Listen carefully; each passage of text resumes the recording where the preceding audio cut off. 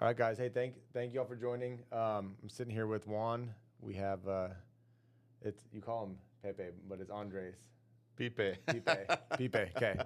who's controlling the cameras and everything. And thankfully we have him back there. When we interview Yeah. him and you have to do it, it might not go as smooth. I know. But I won't go very good.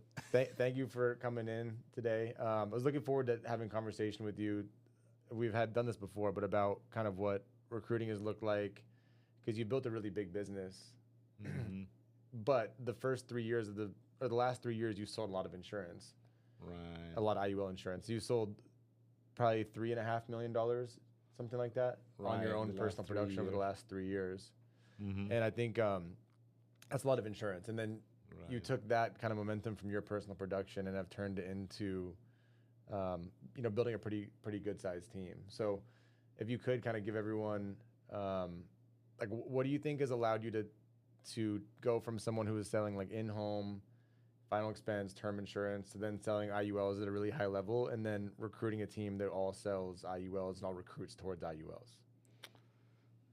Yeah. I think just the lifestyle that Yeah. I have become basically after I transitioned into the IUL all virtual. It allowed me to spend more time with my family, to do the things that I like. At the Mm-hmm. same time, like had a great year in sales. Yeah. So before I couldn't do that everywhere, and then so now if I go to Colombia, I'm able to serve families out there. I am able to talk to my agents. I'm able to Mm-hmm. do this. So because of that, I became a huge believer of the IULs and what it can do for people and for our team. Yeah. And then when I talk to them about the lifestyle that we have, well, people can actually relate to that. That they're, even if they're making a decent amount of money per month, that if you're making over 100 grand, but you're not having a very good life, Yeah. I can show them how to have a better life and make the same amount or more. Right. And then so that has changed a lot for our team. Like we have recruited high quality individuals that are basically wanting to do real well. Just I think that's the main part that I feel like has led us to grow our business.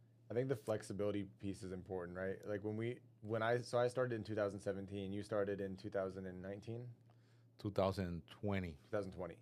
So when we started in the business, it was all in-person sales. Mm-hmm. And if you think from just like a business standpoint, or like if you're looking at a business you'd want to be in, ours before was based around you'd have agents that would sell insurance in-home in certain areas, which makes it really hard because you have to have agents in the areas that need people, or that have people that want to buy insurance, but you can't have too many agents to where there's not enough leads. So it became Right. it became hard. Like I remember when we had an office in Denver, Uh-huh. and we grew really fast there, and we had a lot of agents there, but then we had too many agents and not enough leads. So then we were making everyone have to fly across the country to sell insurance, right? But I remember that. but now what we have is, and to get leads in person is a lot more expensive, right? Like if you think from a Right. marketing standpoint, if you're focusing on, like we're in Austin right now, if you focus on just Austin for cost of lead versus Austin plus Houston versus Austin plus Houston plus Dallas versus the whole state of Texas Mm-hmm. versus the entire country, like the more zoomed out you get, the cheaper the cost per leads are. Right. So we had the issue of leads were expensive and there wasn't enough of them. Then we Mm-hmm. transitioned to doing sales virtually now. And I think it makes, if you're looking at a business you want to be in, this one's incredibly scalable because you can sit in Austin or Colombia or wherever you like to travel to, Mexico, wherever it is, Mm-hmm. and you can call leads in New Jersey or Missouri or California or Hawaii. It doesn't matter. Right. So for people that are in different sales organizations, like that do sales, whether it's like car sales, door-to-door sales, solar sales, software sales, anything like that. Like what about our model where you can kind of work from wherever, recruit, and the products we sell? Like what is more appealing about selling IULs and selling life insurance than doing other types of sales? Because you've sold Yeah, and I've books, been cookie dough, everything, Mhm. right? Yeah, and I've been in sales all my life Yeah. since I was in college, and none of them were real scalable. Like it was scalable to a certain point, but it was kind of like we couldn't have the flexibility. The more, if I grew my business, it was more. I became more slave of my work instead of like. So it was kind of like very different. Um, Here, like in the fundraising business, we could scale nationwide, Yeah. but then I had to still deliver the cookie dough, and I have to do this, and I have to have more employees, and I have to have more warehouse and you know, more inventory and more risk. Yeah. It was involved every time my business grew up. Here, we basically could scale a business like the whole family first life is like over a million, I mean, or close to $1 billion in business. And then when I heard that they only have like less than 30 employees, full-time Yeah. employees, you're like, oh my God, you know, how scalable is that? You Yeah. know, I had like almost that many employees with $6 million in business. Right. Yeah. I have 4 full-time employees, and last month we had 712 people write a piece of business for $8 million in premium. You know, with 4 full-time employees and myself. Can you imagine? So, to your point about scalability, but I can help a bunch of different people set up small franchises where you have 1 or 2 staff. All right. And another manager has 1 or 2 staff, and everybody kind of runs their own business. And to your point, like, we don't have inventory. There's no real overhead. You know, you may have someone that helps with marketing. You may have someone that's an admin, and you may have someone that helps with recruiting. Exactly. But outside of those 3 things, there's not any other overhead you need to be able to scale the business. And I think like one thing is that the barrier to entry for insurance is so low. Like I asked my staff this morning. I did a staff meeting when I was driving back down here from Dallas. I said, hey, if we have someone right now who goes, I want to sell insurance, what does it cost for them to get like 5 state licenses, their life insurance license, and fingerprints? It's like $400 total to get all of that. God. That's the startup cost, right? Yeah. And you don't have to buy leads, anything else. You can sell warm market. You can do a lot of different things to generate business. You can dial old leads. You can, you know, walk around and talk to friends and family, but you can get started with no startup cost, essentially. Right. Most other businesses are not like that. Like, you have to put down, you know, $20,000 or $100,000 or buy a restaurant or whatever it is to start a business. There's a lot of upfront cost that you don't have here. And one thing I love about your team is you have some people that buy leads, and some people that just sell based on warm market, and some people that just sell based on social media. And we talk about leads on here a lot, but can you talk about what the people do who just sell on social media and warm market, and how they can make multiple 6-figure income without any marketing expenses? Yeah, we had like I'm actually in 2022. My lead expense were almost zero, and that was my biggest year in production, like over 1.3 million. And then so in my own pen, and then so that came all from social media. And so social media gives us a big platform of basically scaling our business to targeting. And then one of our agents, she targets her community, like she's from Kenya. Yeah. And then so she targets the Kenyan community, and then she goes and does big things she kind of goes after people that are in her community. She goes to the churches. She say whatever event she goes to, she's basically willing to present. Yeah. She doesn't, because she used to sell insurance in Kenya. Yeah. And then so so Billa is like, okay, if I used to sell insurance in Kenya, I didn't have no leads. It was a lot harder. Here I have a platform. Here is all online, so I don't have to fill up a paper. I don't have to do that. So she said I can do the same thing. She just relate to people, and then she exploded, and then she teaches her team to do the same. And her team is just, making tons of money. And like not spending anything on that. She spends money on events that she likes to sponsor. That way, that gives her the platform to talk to hundreds of people. But her premium is a whole lot higher, and the persistency is like 100%, Wow. for her. So it's like, and another guy, he came in part time. He does it also just by talking to everybody. So, Yeah. and I asked him, say, so what's your next? So he says, well, you know what? I became the homeowners. They Yeah. always have like a president of the homeowners association. He became the president of the homeowners association. I said, why would you do that? He said, so I can have the chance to talk to everybody in the community. Just So it's yeah, like, because the more connections you have, the more people you can talk to about insurance, and why not? So Yeah. he's basically very smart. I mean, he creates a way to talk to people. Now I think so. Some people probably watching this and they go, "I sell final expense insurance," which if I'm talking to people in the community, most people that doesn't sound very sexy. So like, hey, buy $10,000 of insurance, it's $70 a month. When you die, I'll go to your family. But Right. your group sells a different product line, IULs. Right. The IULs. Can you explain? So the guy that is the homeowners association, or Bilha, who goes to, she told me she goes to baby showers to talk to people about buying IULs, right? Exactly. But you can't do that if you're selling like normal term, normal final expense insurance. So what about IULs is more appealing that allows people to sell them to warm market, to referrals, to friends and family, that sort of thing? Right. So since the IUL has so many different pieces, like, are you looking more for to grow your money? Mhm. So it's one area that people can grow, or are you looking for more liquidity of your money with the cash flow? Mm. You know, to buy like properties and things like that. So you can have quite a bit of people that have a lot of money, but they're don't know where to put it. And then the protection. So like, are you worried about what happened if? So one of Bill's questions is, what happened if tomorrow you had an accident? Do you have an income replacement? You know, and people are like, I don't know, I don't have a plan. If I had an accident and I couldn't work, I don't have an income replacement. And then so she says, well, that's kind of what I do. Yeah. And that's how she gets to talk to people. Like, she doesn't tell them everything about the IO. She tells them a little bit about it, Mm-hmm. and then she gets them. And then now she talks about the cash value. Yeah. And now she talks about how they can use the whole IUL.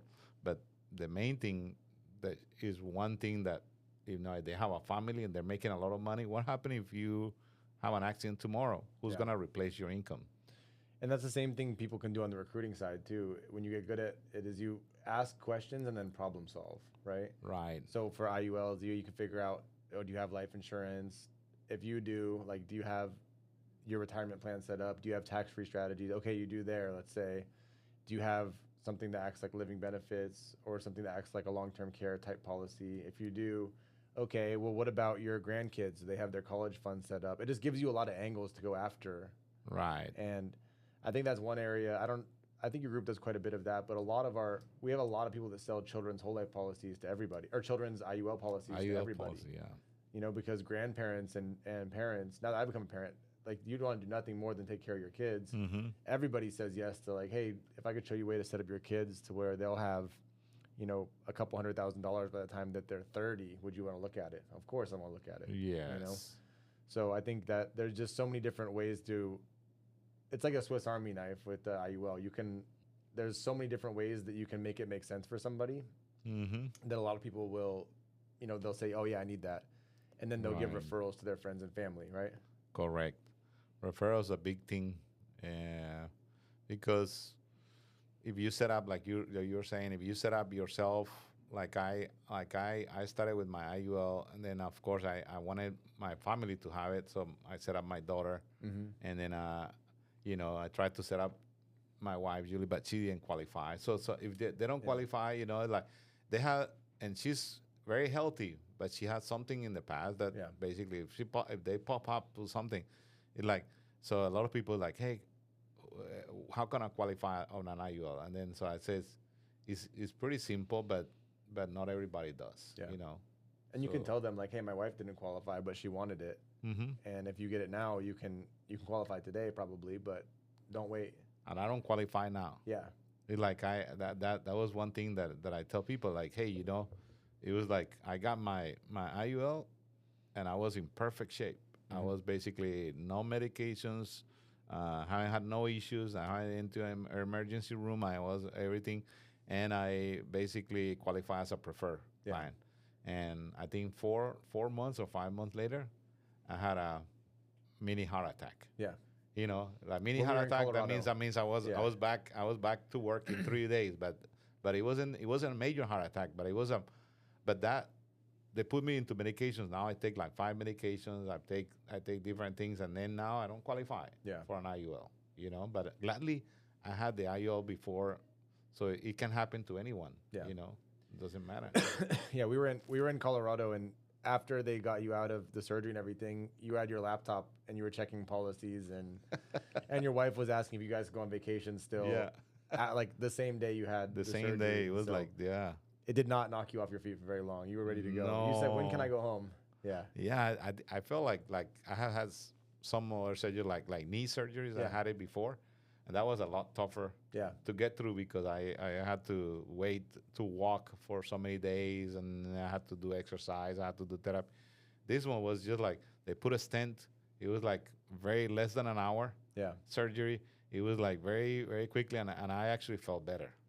Now You know. we were in the mountains, so they had to take you went to the one hospital in the mountains, and they had to take you from Breckenridge to Denver in an ambulance. In an ambulance. What was that like riding in the ambulance? Were you worried? No, I was talking to a guy. I was like, man, why did my friends could have, you know, driven me here. And I was like, they were like, no, we're not gonna let you have Yeah. your friends drive you, and like, I would have they definitely had driven me you. they had me kind of like, you know, with all this IV and Yeah. all these things, and then I felt like I was totally fine, you know. That's funny. Yeah, that was if your chest ever hurts at altitude, it's not altitude sickness. It's No. because you're having a heart attack, right? Now I know. Now you know. Now I know. Like I was thinking it was like altitude. Yeah, That's definitely that's not. what You're like, that no, was. let's go to the hospital. So, well, I'm glad you're okay, and I'm glad you take your medication now because that's important. Yeah. So For sure. right before you were selling insurance, what was the most recent job you had? Was you were doing the cookie dough sales, right? Right. Fundraising. What was the fundraising? What was the best financial or best income year you had doing that? It was about like 250,000, which And was good. What was your best income year doing insurance? Over 800. Over 800,000 after a couple Mhm. years. And a big piece of that was, I have it pulled up here, is your social media following, right? Mm-hmm. And when you started insurance, how many friends or how many followers do you think you had on Facebook? I had before. I Yeah. had maybe like 300 friends, and I did not have Instagram. I had no TikTok. And on Facebook now, because I just pulled up Facebook because it was easy, you have 512,000 followers. Mhm. It's a lot, 500,000 followers. Right. And how many do you have on TikTok? Like over 40,000. Over 40,000. Okay. And then on Instagram, same thing. Yeah, 40,000. or 50,000. So it's like and people ask me like, do you know a lot about social media? I said, I had no idea. Yeah. I mean, like I'm not a social media expert, Yeah. but I was not afraid to post. So that's what I was gonna I like ask. the So you went from making 200 grand a year, and then you started selling insurance. Then you started posting about it on social media. Then you Mhm. made $800,000. Mm-hmm. Which I think if everyone knew if they posted on social media they would make $800,000, they would do it, right? Right. But you didn't know. So what was your thought process when you started posting, and then what finally led to your account going viral and you getting all kinds of follows and views and people reaching Yeah. out, wanting to work with you, wanting to buy insurance from you? Right. So I heard from another leader, and then within like you know, they posted something, and she basically had like over 30 people that she recruited out of that. Mm-hmm. And I said, really? Out of one post in TikTok? And I said, what is Yeah. TikTok? So I asked Dan Hatcher, I said, what is TikTok? He said, I don't know. He didn't know. He didn't know. Yeah. We're too old for that. So I like, don't even have TikTok. I don't think. And then so then asked his daughter says, okay, let's create a TikTok. They posted. He had 250,000 views out of one TikTok, Mhm. and he recruited over 15 people out of that. Wow. And then I believe that moment that it works. Like it works. So I asked my daughter. My daughter didn't want to help me. I created my own. Why didn't she want to help you? Because she says, you know, lame. You know, she's like, too lame. You know, and now That you were lame or that TikTok was lame? I don't know. And like she thought I was too old for that. I'm Okay. like, I'm like, what? Yeah. I'm like, Dan just created one and he did it. And then I said, so I Did did you it my say own. my TikTok paid for your college? Yes. It's not And lame now, now. no, Yeah. exactly. She actually likes my posts sometimes, Every once in a while. once in a Yeah. while. So you started getting a lot of followers, and then you started getting people reaching out to buy insurance from you, to work with you Uh-huh. from your posts on Facebook. How many posts do you think you made, and how consistently were you posting before you had any sort of traction on there? Yeah, I probably, if I would say over 6 months to get like just few followers Mm-hmm. of posting every single day.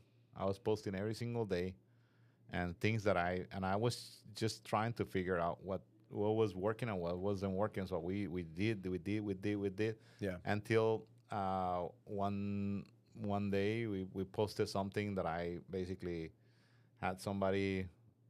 Depot was basically doing a great content, and I just posted something. Just kind of like duetting him, Mm-hmm. and that went viral. Yeah. That went like 1 million views, and I had people asking me about life insurance. Yeah.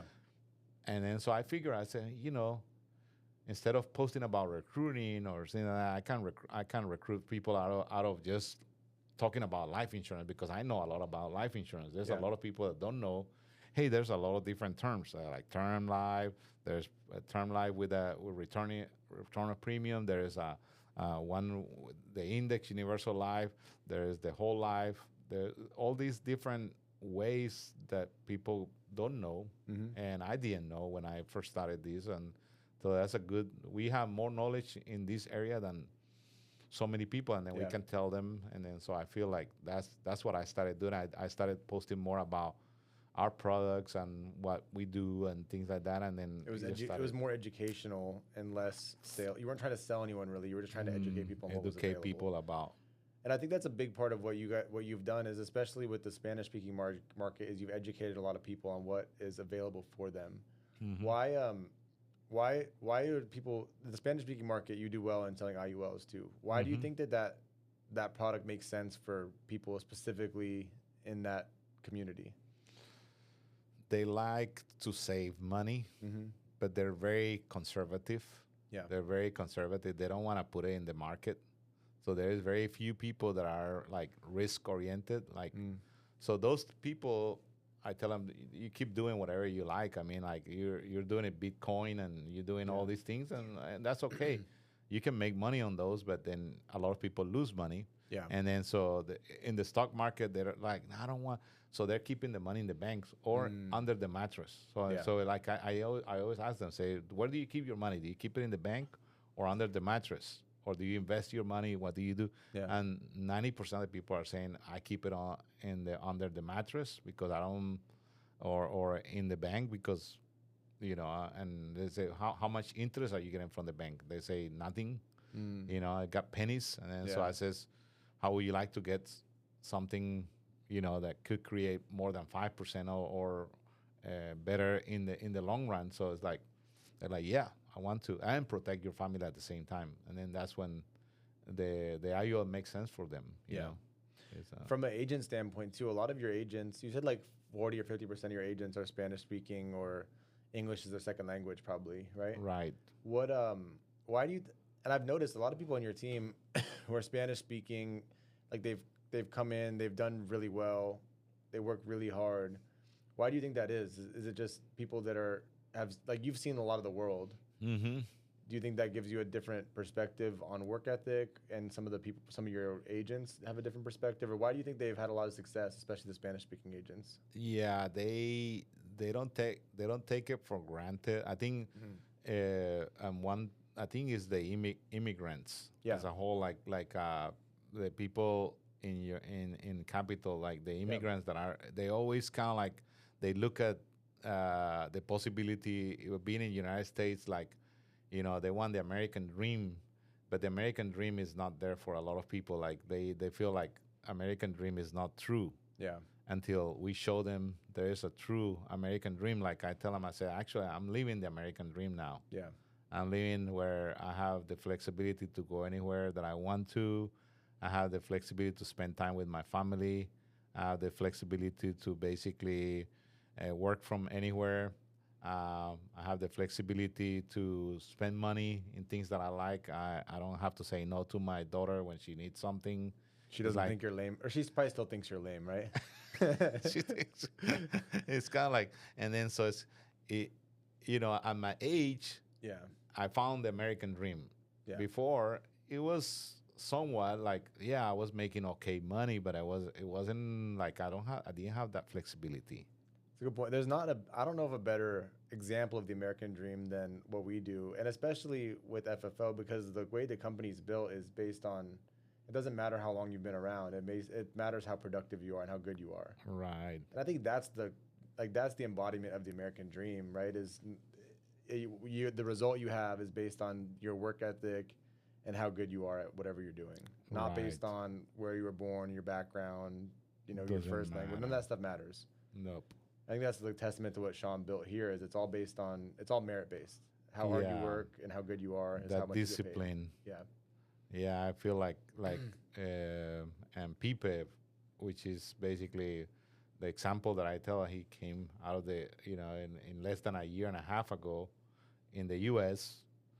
He had no sales experience, but then he basically he hit Hall of Fame, yeah, and the first year, and then the main thing is because of his discipline, Yeah. and I told everybody, no, nobody remember, but in November when he had sold like maybe one policy or two policies, I told him this guy's gonna hit Hall of Fame, yeah, and I remember. Sean was like, come on, let him talk, let him talk. So because I was saying, but I knew, I mean, the guy had what we need in this job. Like, yeah. didn't have the talent of the sales, but he had the discipline and the talent. You can get that, What do you said the things you need in this job? What are the most important characteristics if someone watching this and they're trying to decide if they'd be good at life insurance sales and make good money? What are you looking for? I would say the discipline, Yeah.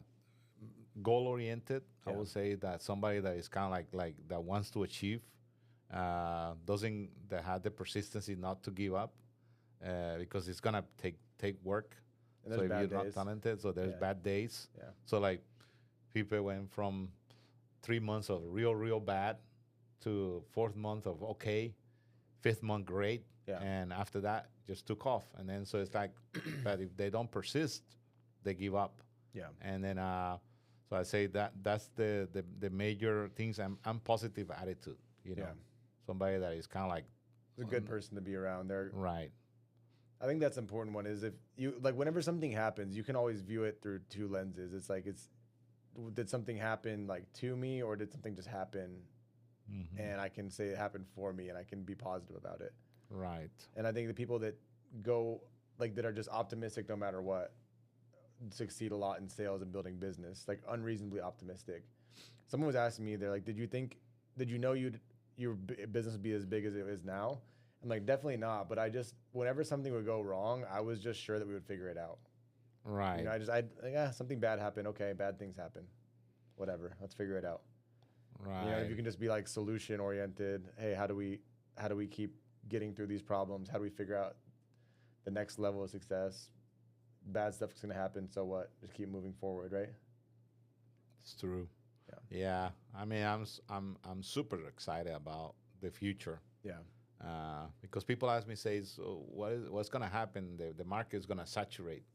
I said that will never happen. No. It's like there's such a big market because like what we do applies to like more than 95% of the population. Like what we do is like everybody needs it. Everybody should have, and people are underinsured in the United States, and It says in 2023, 52% of adults have life insurance. and that's like, and I know there's a lot of people that are licensed out there, and the sad thing is they're not using their license. They're not using it because they didn't find the right team. Yeah. That's kind of what I feel like. Think about that. There's 340 million people live in the United States. So 170 million people don't have any life insurance. Yeah. That'd be impossible to saturate that market. There's, like we said, there's 700 people on our team right now. I know. We can't tap that market out. Cannot. And that's the beautiful thing about what would happen when we transitioned to IUL. Before, when we would target mortgage protection and final expense is the same, that you can't really tap that out. But mortgage protection, there's only so many people that buy a mortgage every year. There's only so many people that refinance. Hey, right now, interest rates are high. No one's refinancing, and few people are buying houses. So if there's a few 100,000 people buying houses a year, maybe 1 million, I don't know what the number is, but it's low, that are buying houses every single month. And then of those people, a small amount fill out a form to get insurance. Then you're talking about a couple 100,000 possible people you're selling insurance to.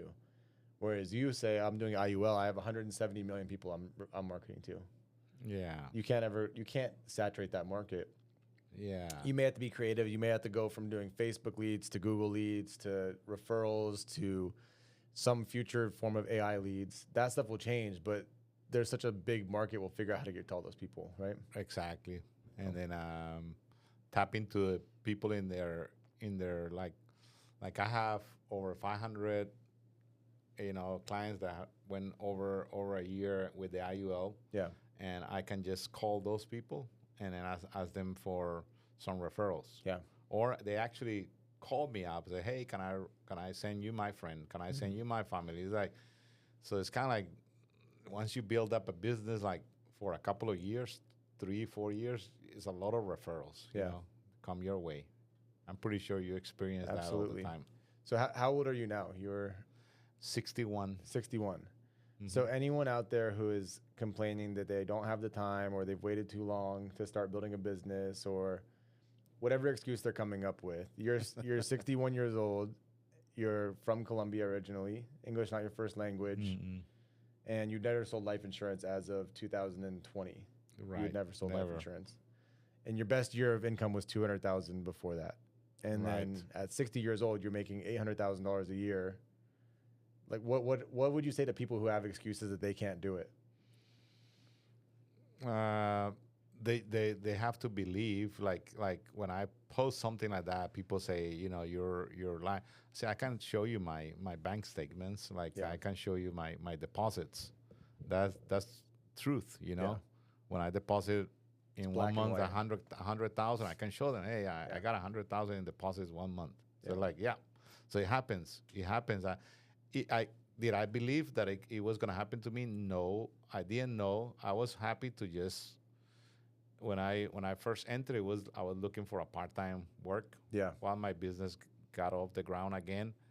And after I decided to do that, it was because I saw that this business was more scalable than any of the other business that I was in before. Even though when I was going into people's home, I knew it was more scalable. But what we have now is like a massive scalable, and then the flexibility. That's the part that I really, really, really like that flexibility. How do you beat that? You can't. You cannot. You cannot like that. Spending time. When I tell Julie, like, oh, we traveled too much this year. She was telling me, I says, but I had a great year. She said we traveled too much. We traveled too much. She doesn't want to travel. Did she ever say that before when you were selling cookies? No. We would travel like one time a year. Yeah. That was one during the vacation. Then you were worried about being able to afford it, probably, right? Exactly. Yeah. Yeah. Well, that's awesome. Well, Juan, I love being in business with you. I use you as an example to people all the time when they want to say that they have this reason they can't succeed or that reason. Right. Say Juan's 60 years old and he's been able to do this, and he's one of our top producers every single year. So I love you on the team. You're a great person to work with. You're a great example as a husband and a father. So I love being in business with you. And thanks for talking to us today. The same, man, Zach. I appreciate it because I have an admiration for you because you're basically like the guy that I look up to. Like you help me get into the right, and you're like 1/2 of my age. And then but I pay attention to what you say because it doesn't matter the age here. In this business, it really doesn't matter what age you're in. Yeah. It's more about, what you've done, and your track record is much higher than mine. You've been in the business longer and you created something massive. And then, so that's what matters, like, hey, what has this person done? Like when people say, I used to do this, I used to do that, like, hey, until you don't prove here, people not going to pay attention to you.